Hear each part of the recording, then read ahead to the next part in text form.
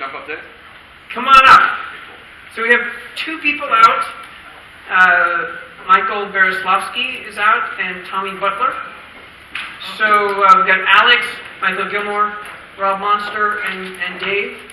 I just asked Rob Monster so that Michael Gilmore would have someone to argue with.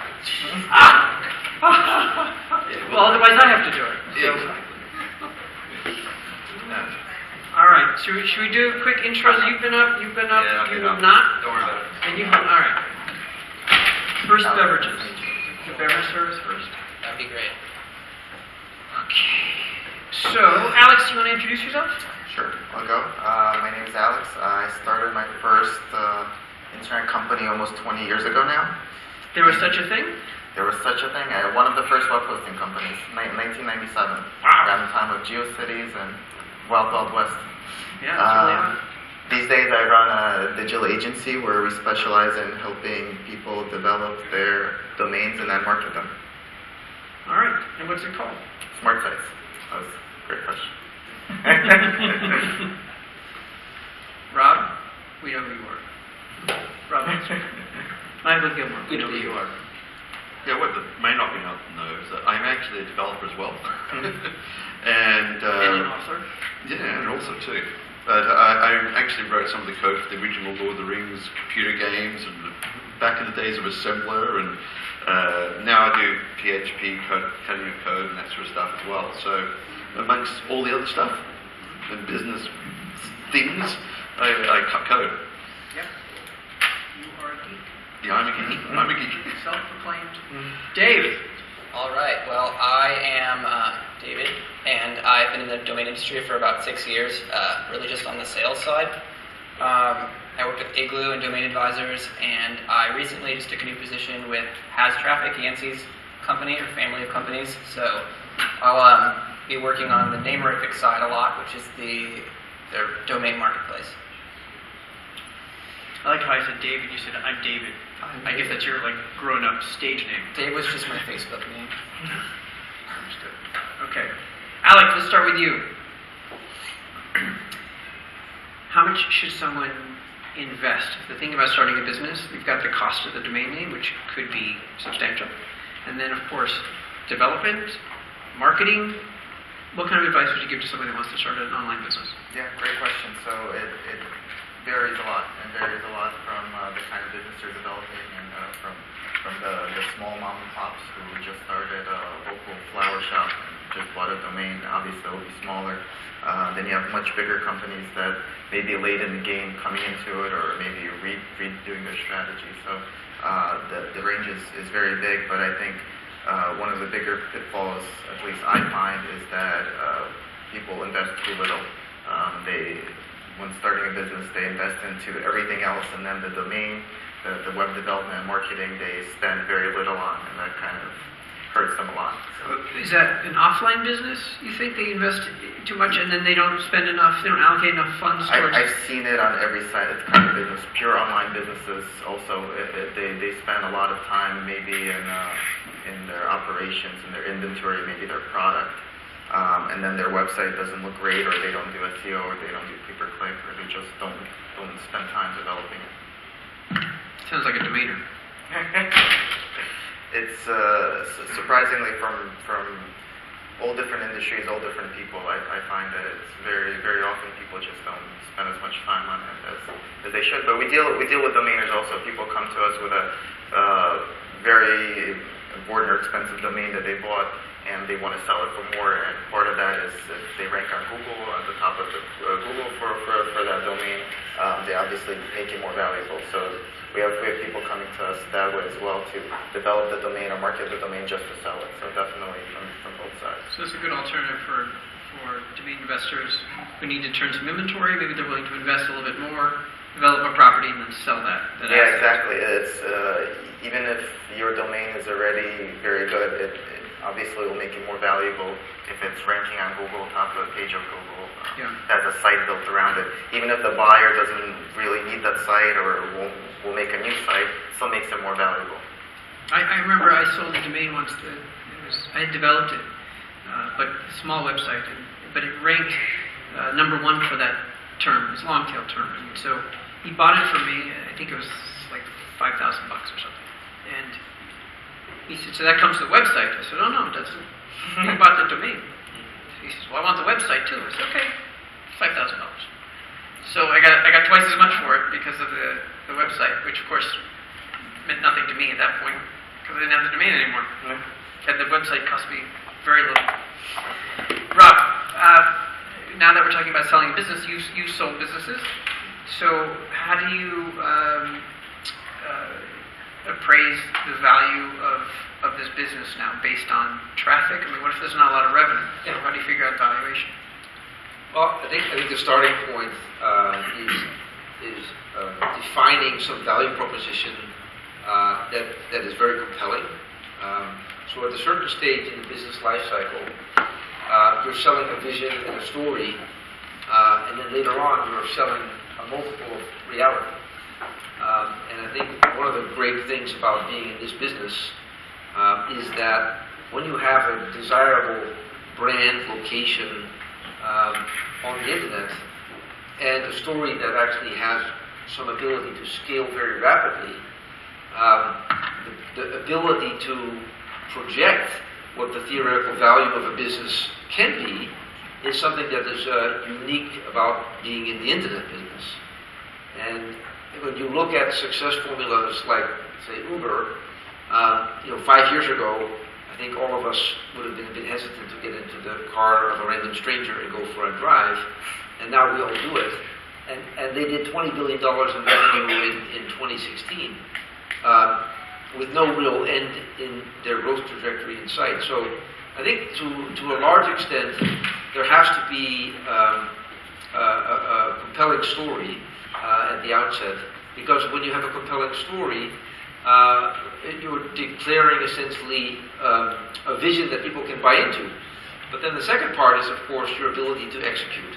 And if you look at the standard Gartner model of completeness of vision and ability to execute, it's the businesses that are in the upper quadrant, the so-called magic quadrant, that are able to command outsized valuations. Now, why do you care about outsized valuations?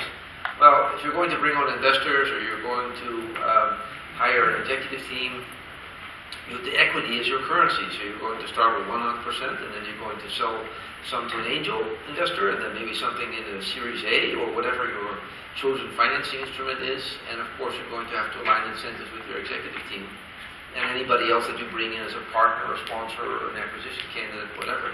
So it starts with what's the addressable market, and how complete is your story to be able to capture some significant portion of that addressable market, and maybe a new market that doesn't even exist. And then how credibly can you execute against that opportunity in order to be able to capture the sufficient size of that prize in some meaningfully sustainable way that you provide a path to liquidity for the people who buy into your story. Michael.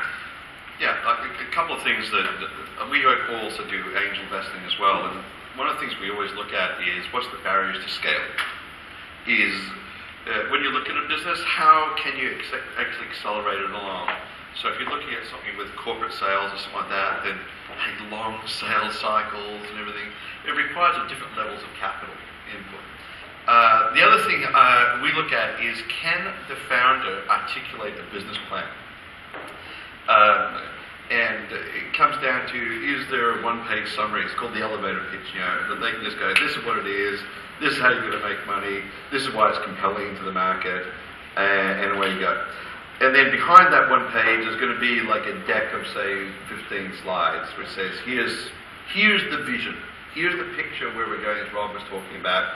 And then behind all that, there is like appendices, which is like, here's all the details of how we're going to get there. And if someone can't articulate that, then they're not as investable in a business.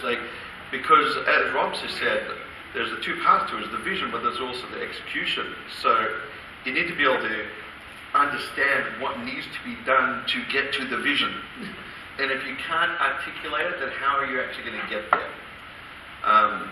And there's obviously one part of that is going to be either development online, or what are you actually doing? Are you creating like sales channels? There's all sorts of stuff that needs to be solved as part of that process. So you're talking about sort of larger scale businesses. No. This is investors small. come in. We're talking about raising money, Okay. right? This is probably not for a domain investor who wants to develop multiple domains. This is somebody who's going to go all in on one property, right? So what about for the people in this room that have a portfolio, they want to pick several names, want to build them out to increase the value of those names, Yeah. right? So how do you phrase that? Let me make a comment. No matter what you think, how smart you think you are, it is almost impossible to build multiple businesses at the same time properly. I run two companies right now, Epic and Digital Town. And neither very well. is what you're saying. Okay. But thankfully, there's a management team behind Epic that is doing a fantastic job on a day-to-day, hour-to-hour basis, so that I'm 80% focused on Digital Town. Right? And I say that very candidly. But having been down that road of actually thinking that you're kind of superhuman or whatever, that you can, parallel process across 5 projects, building 5 different brands, it's freaking impossible. I will tell you this candidly, I've been down that road, and I would advise anybody who's contemplating building 5 contemporary, simultaneous businesses, that you're a fool. And you'd be better off building one and having plans for the next 4, and holding your real estate in reserve for the eventuality that you're going to get around to it. But build one, maybe look for synergies. Epic and Digital Town have very good synergies. And Digital Town management team, it's a public company, routinely gets inquiries from the board of Digital Town about might we, acquire Epic and so forth and so on. So it's so obvious that the synergies are there, so there's no downside of having these things fly in formation. But if you're under some impression that it is actually possible to build multiple businesses at the same time, I would like to cure you of this illusion. It's very, very hard. Yeah, I think it's a really important point is that I always say to people...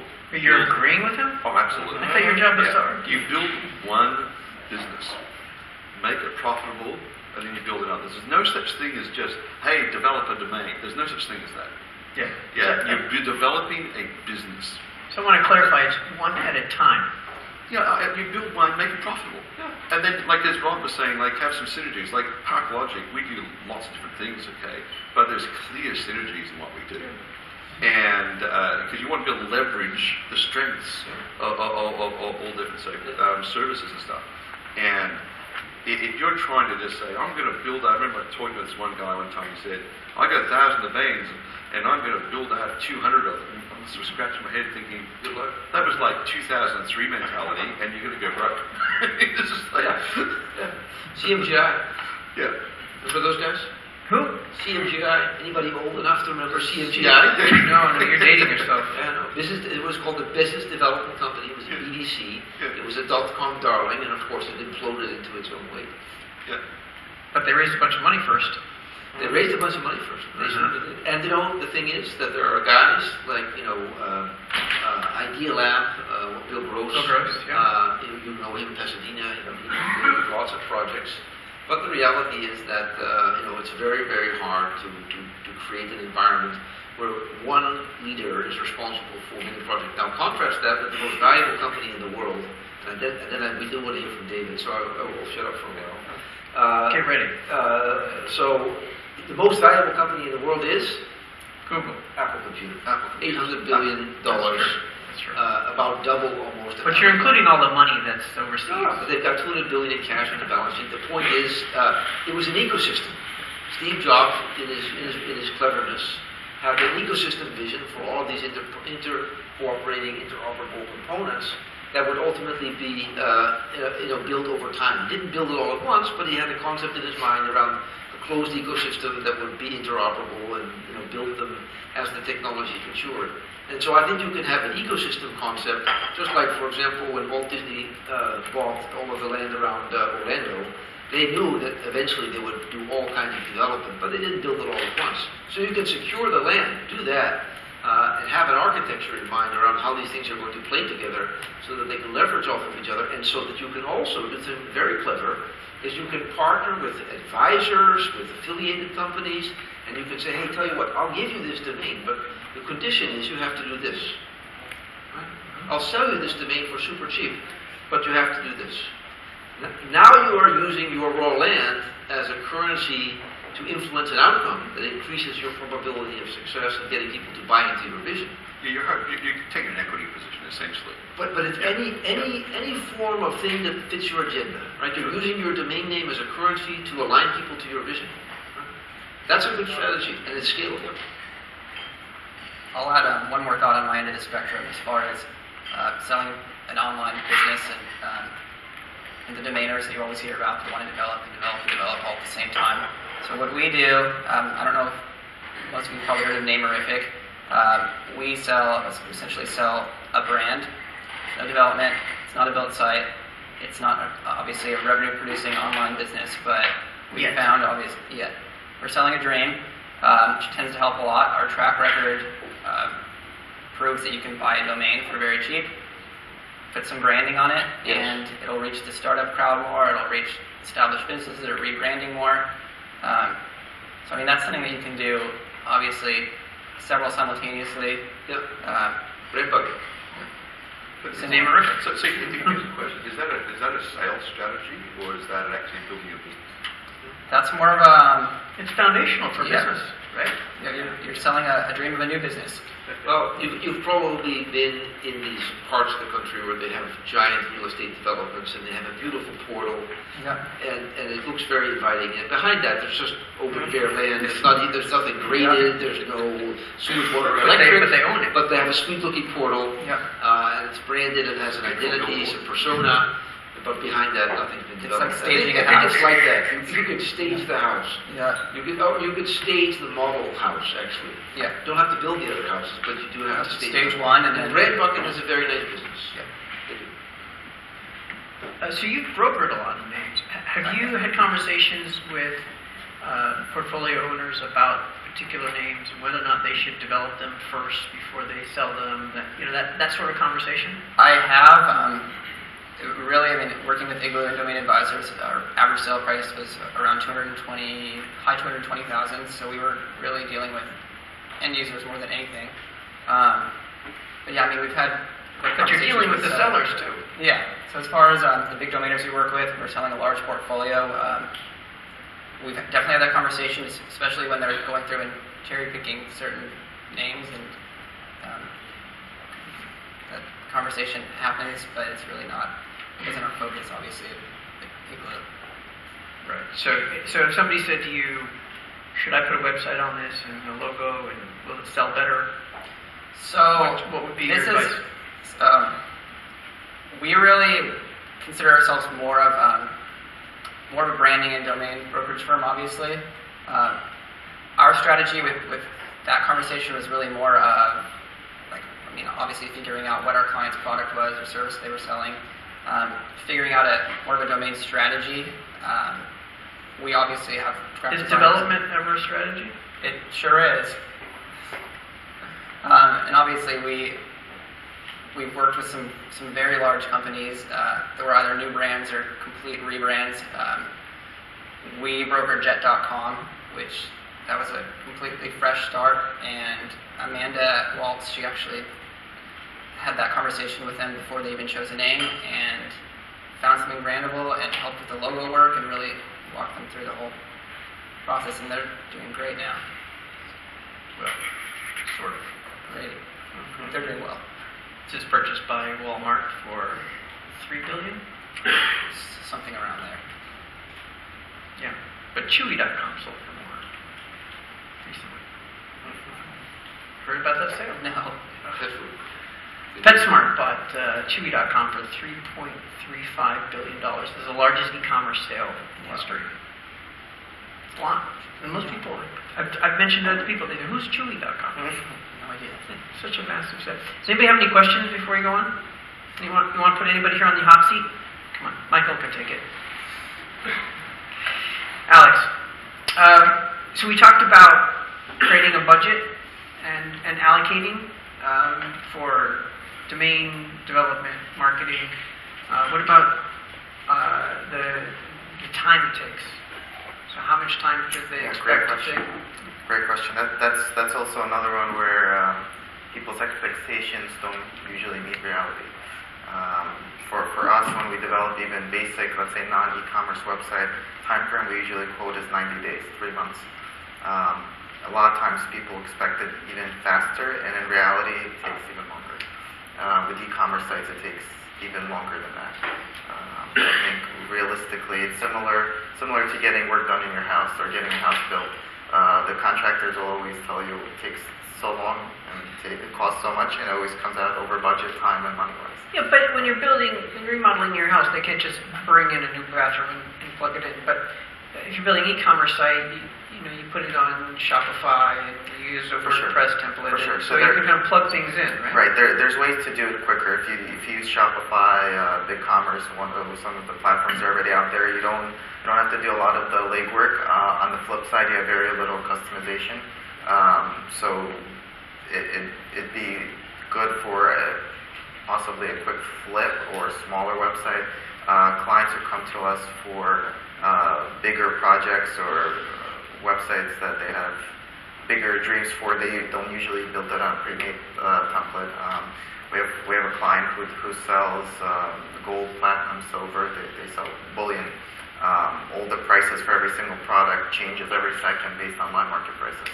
So that's stuff like that you would never be able to do with a pre-made Shopify or whatever it is. So there's an API that comes with There's a lot of time, yeah. So if you go with Shopify or one of those pre-made systems, there's definitely benefits to it. There's templates already out there. There's functionality already there. You don't have to create user login portals or anything like that. But you lose a lot of the customability if you want to have something unique on your website or something different from what the system offers. It's very hard to do so. So there's definitely both sides with Shopify or any of the other pre-made kind of ecosystems. Definitely a lot quicker. You could turn the store around in a couple days if you really wanted to. It won't look amazing, it won't look different or unique per se, but definitely for that it would be a lot quicker. But maybe that's good enough. So if it's a domain owner and they just want to have something, right? They want to develop a site. Maybe it's just kind of a MVP, a minimum viable product. Get a site up there so that it now takes on a life of its own. And they're not really setting it up for future success and running a business. They're setting it up. It's like adding a logo, right? That's not necessarily the logo. It's just this is what it could look like. So what about that? Yeah, we have a sort of saying internally, archaeologically, go build the rusty mini bike before the Harley Davidson. In other words, just get the thing going and listen to customer feedback, because you could end up building this incredibly unbelievable website, putting a lot of money into it, and find out the customers don't even want it. So, build the rusty mini bike. So, the thing I always look at, particularly if I'm going to invest in something, is how does the business get to the first dollar of revenue, and how do they get there fast? And how do they get customers and get that feedback and to listen to the customers? And then you can go along, you've now got money, you've actually just got a scaling issue then, that you can then go and pour money in and build the Harley Davidson, because you've now got some data points. And it doesn't work all the time, but I find it works for a lot of businesses. Well, the startup community is called MVP, right? Yeah. Minimum viable product. The idea is you've kind of sketched everything out. You know what your dream site is and what the business is going to be, except you don't know if that's going to work. So build out the minimum viable product, put it out there. Yeah. People know that it's in beta, right? It's not fully polished yet. But then you'll get customer feedback, and then you'll learn what direction you should be taking that business, as opposed to just doing it first and then getting feedback and kind of undoing what you've done. Right? So that's the MVP. That's your rusty mini bike. Yeah, the rusty mini bike. Yeah. And the thing I'm interested in is how many people here are actually developers? How many techies do we have here? So you can actually cut some code and all that sort of stuff? Really only one hand went up high. Everybody else everyone else The coffee break is coming up. Is that right? It's coming. Yeah. That's cool. Okay, but back to my question about the kind of the mini site, or just something quick and dirty. Is that a good option for a portfolio owner that can put up several of these and not really run with it as a business, but just kind of set it up for someone else to run with it? Does that make sense? Anybody? I think there's a compelling case for turnkey move-in ready businesses In fact, I'm such a strong proponent of it that that's exactly what Digital Town is doing. So we go and take delivery on agreements with top-level domains.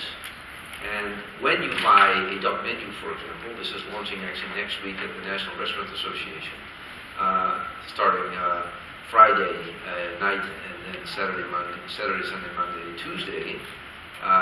People who register a .menu will be able to have a turnkey move-in-ready cloud restaurant platform in a box where you can do online ordering and take out delivery, book a table, and have a digital smart menu that lets you browse menu options in a multimedia format. And of course, the whole premise there is that restaurants that are not technical, a lot of the smaller restaurants, they're not technical at all. And you give them the ability to do that. So I think actually the direction that the thing should go, and I think people who are registrars also can be thinking in these terms, but certainly all the registry operators should be thinking in these terms, which is how do I pair this top-level domain extension with some turnkey move-in-ready value proposition? And that's a win-win. That's a win-win for the registrant. But it's also a value proposition for the speculator.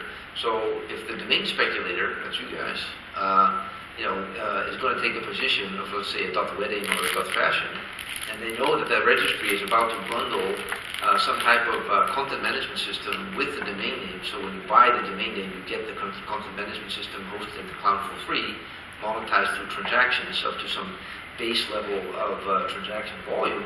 Now you're creating a tremendous value proposition, which is instead of selling somebody raw land, you're selling them a turnkey move-in-ready business or content management system or whatever it is. So whether that's a .blog, which could be paired with WordPress, free WordPress hosting, or whether that's a .shop that is paired with a free storefront, now there's a very compelling reason why somebody would buy that extension. And I think that's coming. And I see that with a bit of foreknowledge. It's a subtle hint. It's coming. That's what he's saying. It's definitely coming. You sound like you're about to say something. Yeah, I was. More of a question. And I asked sort of David this a bit. Is that for the domain investor? Is that building a business and developing a business? Or is that developing a better way to get sales opportunities? Because I understand the platform for the menu system, right, and all that sort of stuff for the restaurants, that's a business, right? Okay. What I don't know is for the domain investor whether that's actually just a better sales channel is going to attract more potential leads to sell the whole thing. Well, isn't it going back to developing the theoretical value, right? So it's like going beyond just developing a logo, as Namerific does, right? So they've just bundled the logo with it, but bundling a website with the domain is now you can take this and run with it and build a business on it. Obviously, it depends on the domain. A lot of ours are like 4 to 5 letter pronounceable, just brandable names. Right. So you can only do. You wouldn't develop something like that. Right. But if it was something more generic, yeah, you could, or something obvious, yes, right? Womenskirts.com. Yes, the model I referenced really works in the context of the new domain extensions. It doesn't lend itself to the 5-letter brandable.com excluded. Yeah. Clear. I mean, we do work with, these aren't like auto-generated logos either, that we work with actual designers. So if it's a name that sounds like, with any similarity to it, like an English word, we'll base the logo around that. But they're still brandable names. Right. So it's a little bit different than it's going beyond just the logo. Because if it's just pronounceable, then that's it. That's all you can do. Unlike some of these other things we're talking about. So, but the question really remains: should investors do this? Should they put websites on these domains for additional theoretical value? Does that make sense? And if it does, how do they choose a name, and how much should they spend? So on that one, has anybody ever sold anything on Flippa? A few? Not that many? Okay. 1, 2, 3. So, yeah, okay. So for a while, Flippa was a thing, and I think it peaked. But the idea that there was a marketplace where you could sell, turnkey move-in-ready websites, I don't think that we've seen the last word in that. I think that there's going to be another run at that. I'm not sure exactly which company is going to do it. Flip peaked in domains, but did they peak in websites as well? We're still doing websites, yeah. Yeah, but it's not really the Volume cut down. it's not really the exponential growth engine that it could have been. And I have a theory on why that is. Share it with us. It's a lot of crap. So Because of all the crap. So the Rob Monster theory on this is that people who are long on time are sometimes short on money, and people who are long on money are often short on time. So if you are going to go and buy 100 turnkey move-and-ready websites that are operated by other people, what you end up with is 100 yard sales where you have hosting over here, domain over there, analytics over there, and transactions over there, and it doesn't scale.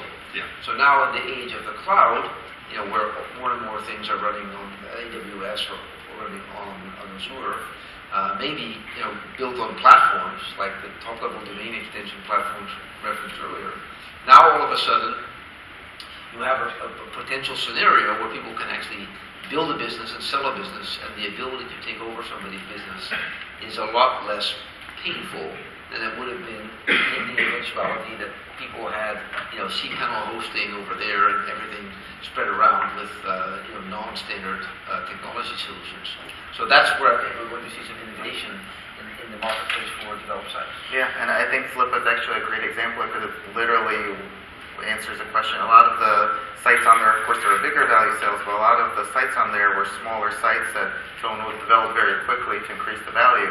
So you would have a section of people just selling their domain, and then people would sell websites where they would include 3 months of website traffic data, 3 months of revenue from the site, and that's it. And that right away would increase the value of the domain.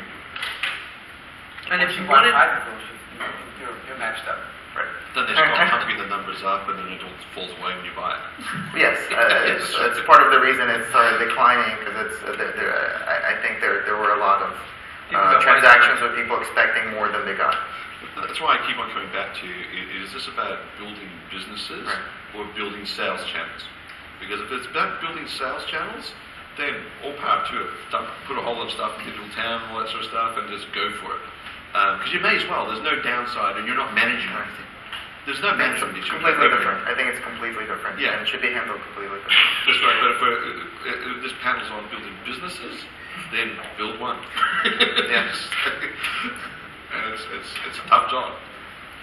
Well, I think the issue is that panels called develop a domain and sell a business. Yeah. But we all have more than one domain. That's the problem.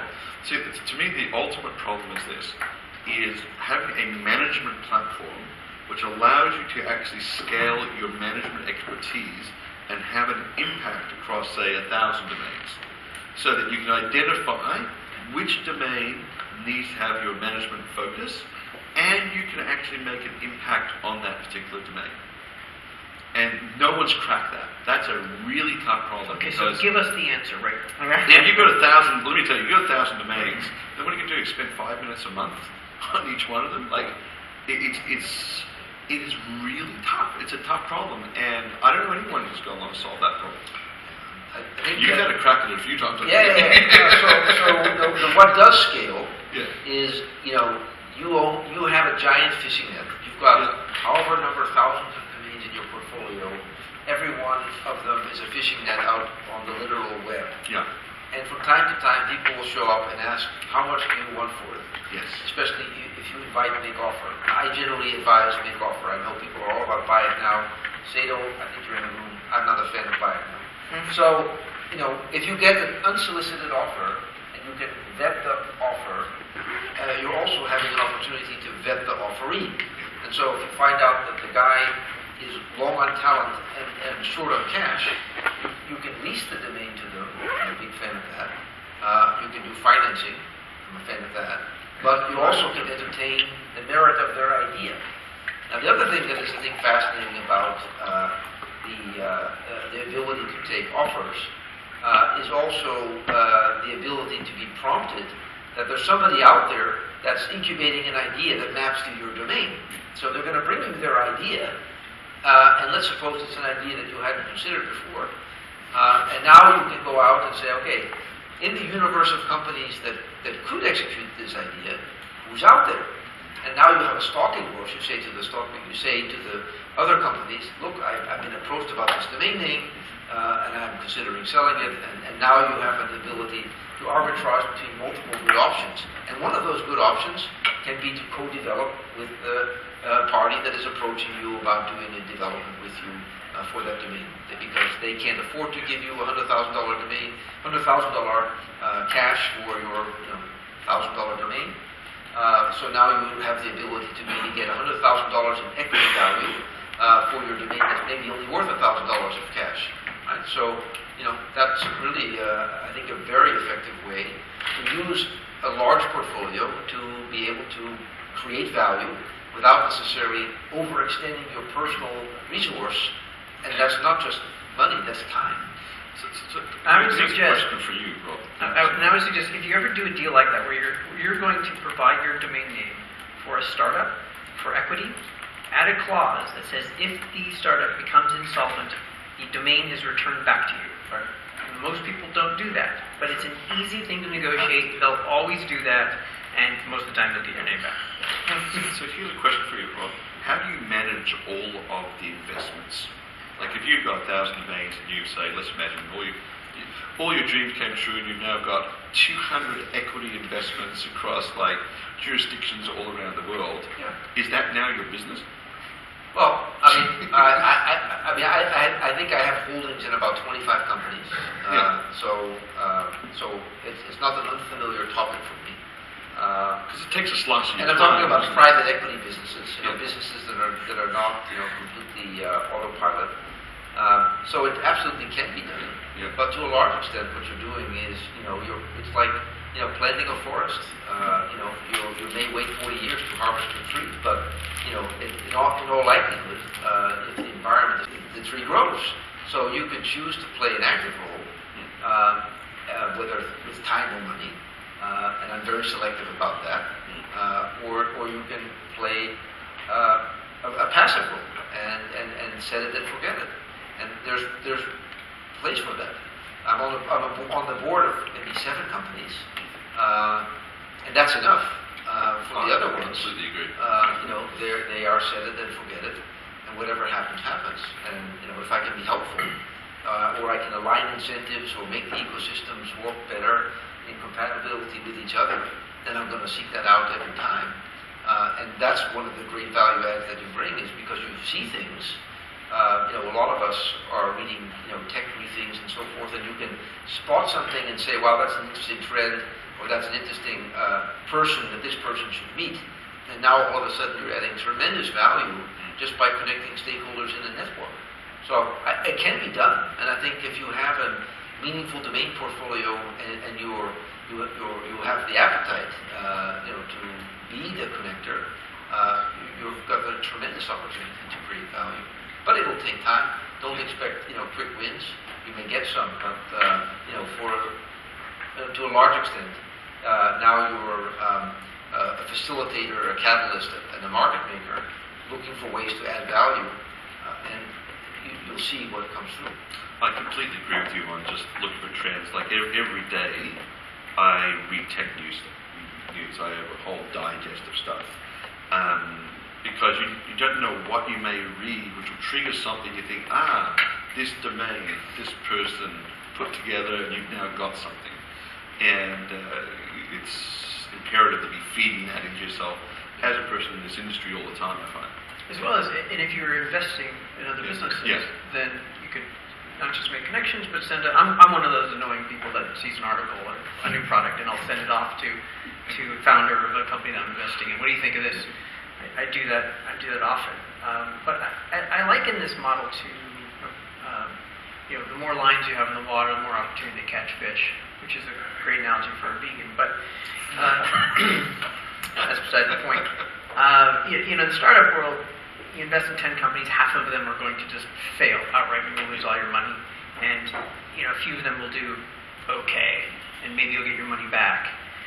But then 1 or 2 will do fantastic. Yeah. And that's how and really in domaining it's the same thing. I mean, I've purchased, let's say, 3letter.coms and a couple I did okay, and some I still have, and then one I sold for hundreds of thousands.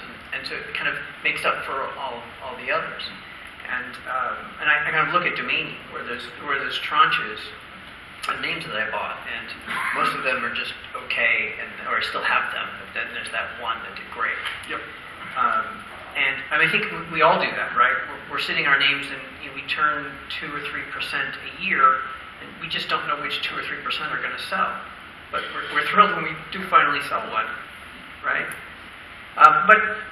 So going back to the development topic, which is why we're on stage. I think we started talking about niches, right? The trends.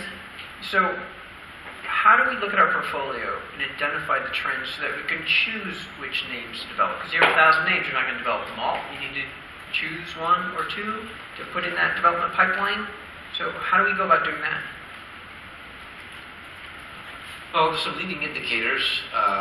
One of the things that I look at, and if you have your domains at Epic Registrar, this is available to you, which is the number Shameless plug.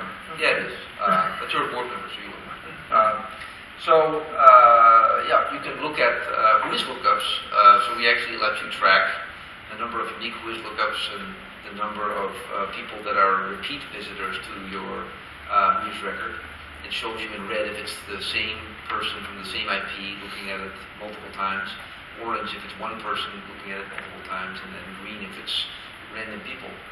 And a lot of times that will give you insight as to which names may be trending in some area where you've got something going. It's like fishing, but you've got a bite, right? And they didn't take the hook and run with it, but you've got a nibble. I didn't know.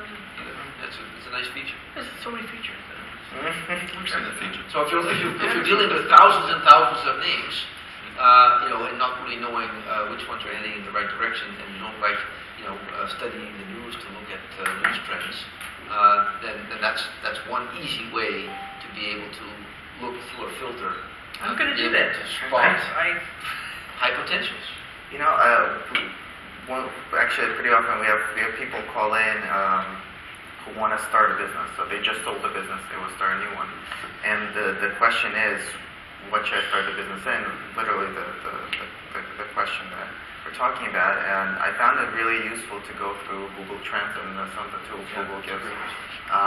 Google Trends would give you literally what's being searched now, and you could see volume over time from different countries.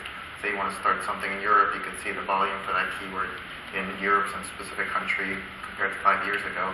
And then more so, Google has a lot of tools on the pay-per-click side, not meant to really help you pick domains, but could be used that way, because you could put in keywords in there. You could see not only the search volume for it, but how expensive that keyword is.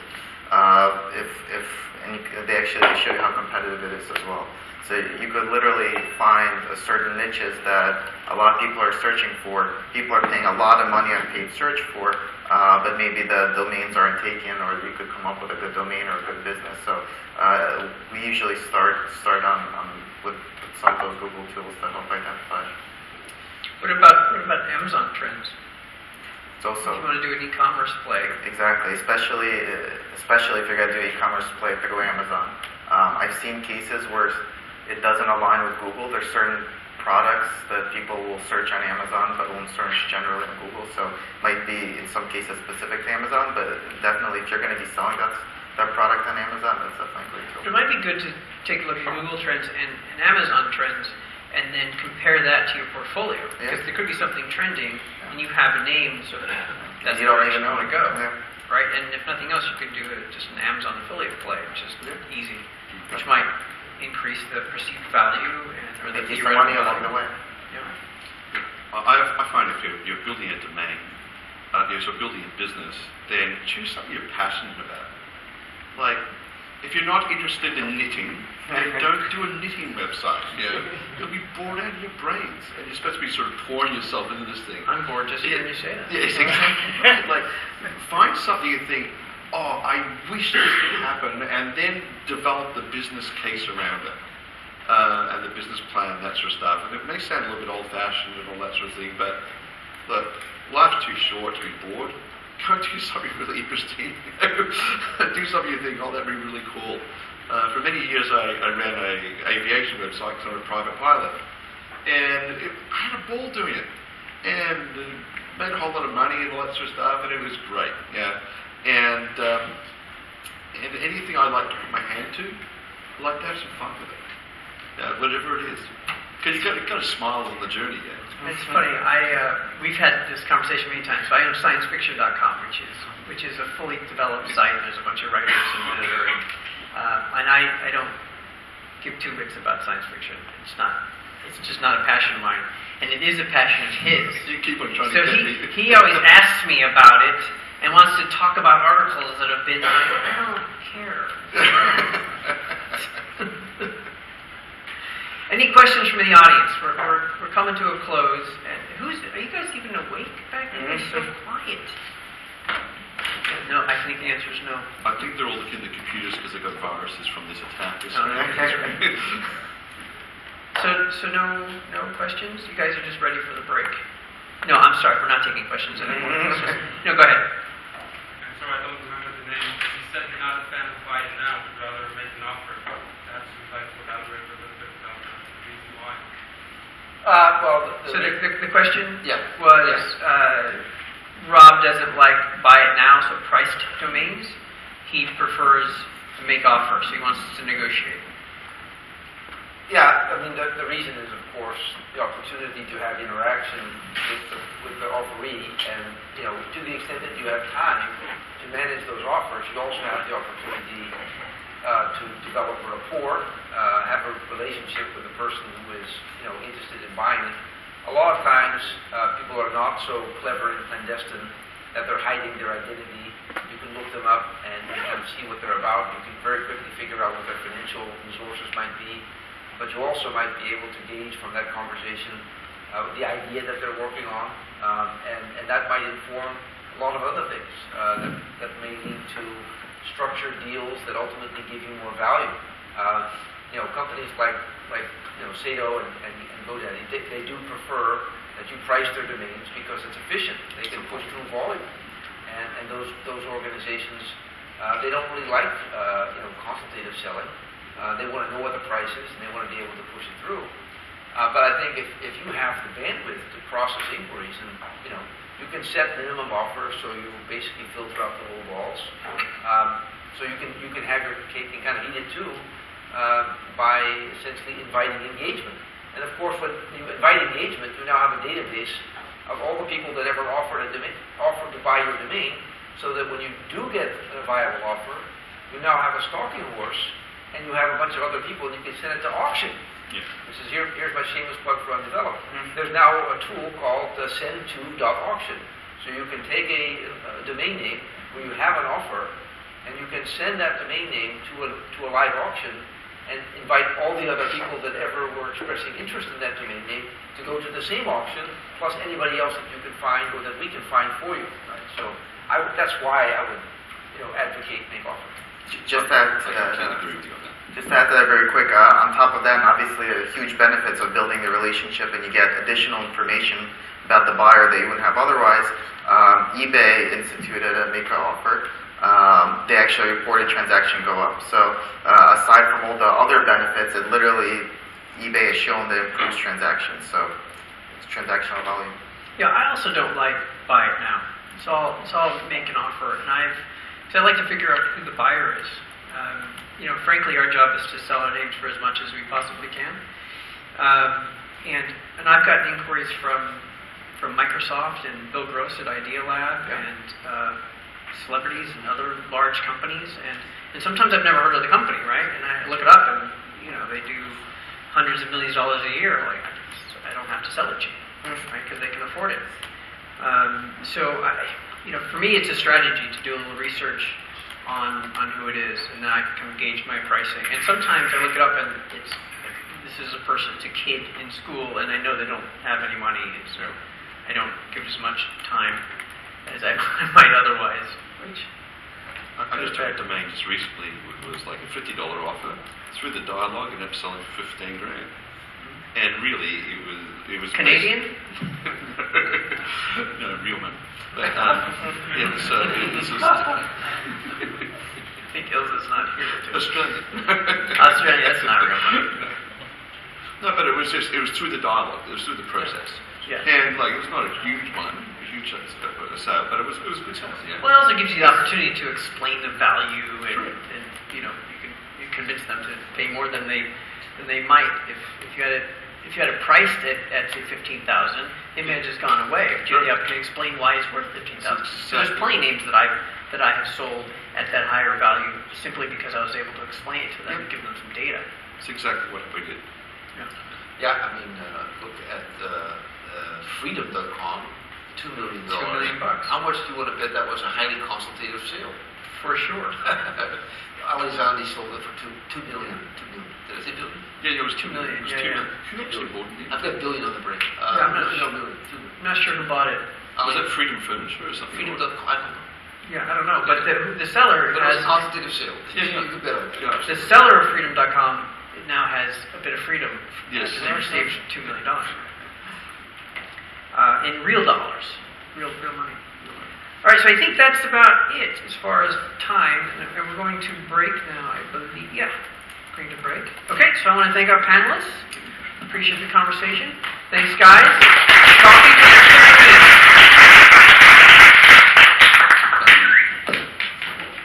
Oh, the auction. And what do you want me to say about the auction? Give us names. If anybody has a domain that they were thinking about developing into a business, but instead you're going to give it to charity, you can do that now. Just fill out a card and you can give it to me or Dietmar or Jothan or Reza, who's inputting the whole time. That was good. So thank you for that.